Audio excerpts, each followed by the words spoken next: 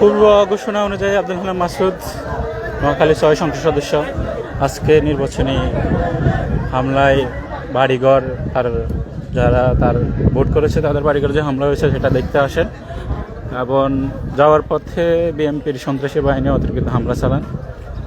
এক্ষেত্রে আমাদের অনেকগুলো লোক আহত হয়। প্রশাসন পুলিশ আছে, ওনারা ওনাদের মতো দাঁড়ায় আছে এখনো।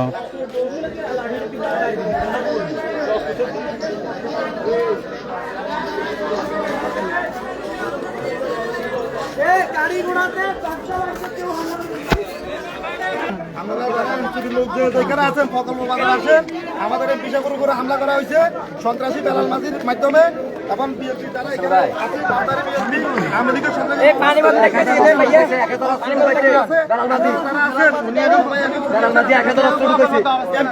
হামলা করা হয়েছে।